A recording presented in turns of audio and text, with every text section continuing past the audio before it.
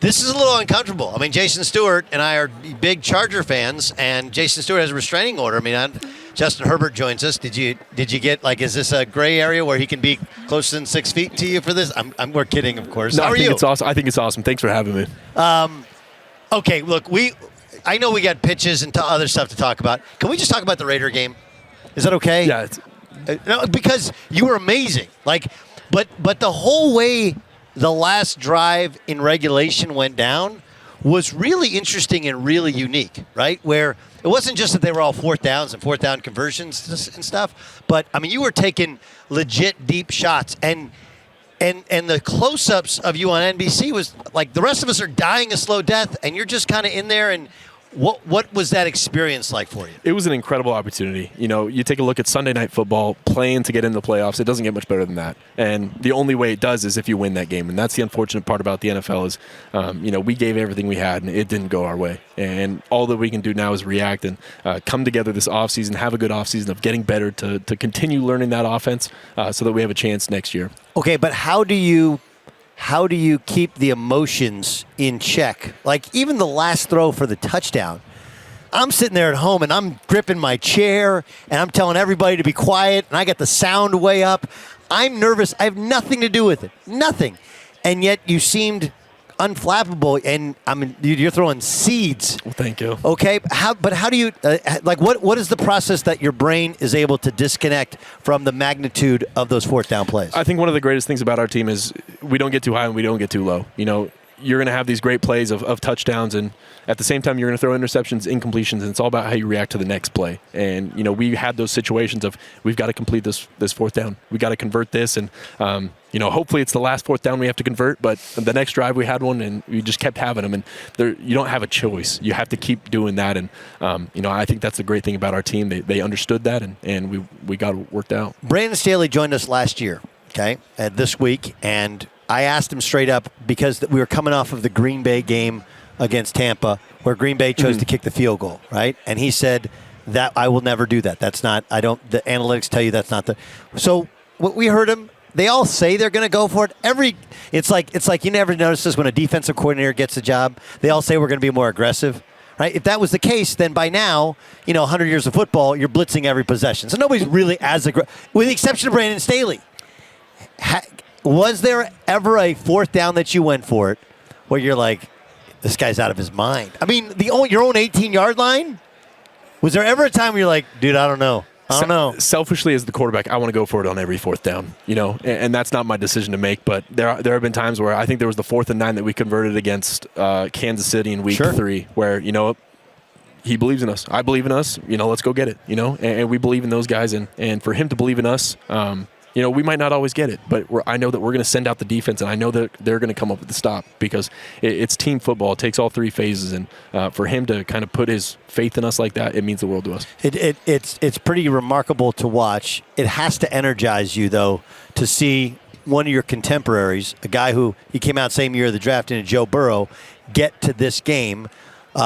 What impresses you about Burrow and what he's been able to do with his football team? He's a competitor, and he finds a way to win, and that's what you respect most about the quarterback position. And I think Matt Stafford is right there as well. They got to this game their separate ways, but you have to respect that they've been able to win games. And when it's crunch time, when it's fourth quarter, overtime, those guys are going to show up. Justin Herbert's joining us on the Doug Gottlieb Show here on Fox Sports Radio. Okay, you got to go to the Pro Bowl and play in the Pro Bowl. But it became like two-hand touch. Like, what was it? What was it really like? It was a fun week, to be able to share the field with those guys and learn more about, all the guys that you go up and compete against, the guys that you watched. I thought that part was awesome. The game might have been a little slower than I'm used to, but to be able to go out there, have fun, learn a new offense, meet some new coaches, I thought it was a great experience. Do you have like an off switch? Can you turn off the reading the defense and trying to make specific throws within the offense and just go out there and let it rip and have some fun? Do you have that ability? That's a tough question. I don't know if I have that. I think we get so trained into doing it a certain way of looking at the slot defender, the weak safety, and seeing what defense they're in. We didn't watch a whole lot of film that week, so that part was kind of nice to just have to go out there and play. But it's one of those things that you got to work on. Pac Northwest guys, right? Got to kind of stay together. Cooper Kupp, how has he become the best wide receiver in the league? As a guy who works with Keenan, with Mike Williams. With, even Austin is a tremendous weapon out of the backfield, but Cooper is ridiculous. What is it that allows him to get open so often on such a variance of routes? It's not like there's just one thing he does. He does almost everything well.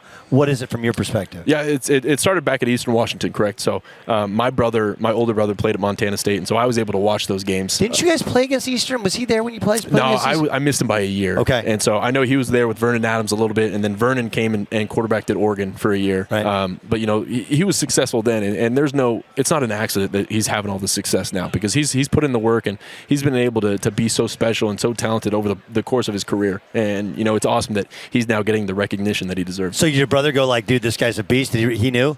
Yeah, we knew back then when he was coming out that he was a pretty special player. It's Doug Gottlieb Show, Fox Sports Radio. Justin Herbert is joining us.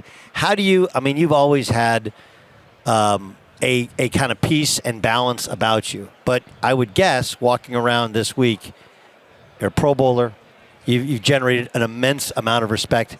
How do you stay at that level? How do you not let it get to your head to where you walk around a little bit differently? I think you always have to realize that what you could do better. You take a look at this last season, and I turned the ball over 15 times, and that's too many. And there's still so much more room for improvement of stepping up in the pocket, getting the ball out quick, making those smart decisions, and continuing to learn this offense that was new to me this last year. And so having another year of that, and the ultimate goal is to be back here, but not doing interviews, but playing in the game and practicing. So that place is... SoFi is amazing. I went to the Raider game, which was cool, not just because you beat the Raiders and they had a bunch of fans, but also because there's literally lightning bolts outside, right? With the thunderstorm, it's like the Raiders got to the Chargers got to win when there's the lightning bolts outside. But on that field, is there a different, when you're playing in a stadium that's big and bold, like, does it matter to not does it matter, is there a different feel with different stadiums? I think there is. I think the best part about SoFi Stadium is that it's technically indoors, but at the same time, you get the weather from the outside, and so you know that you're going to get great weather. It's going to be 60, 70,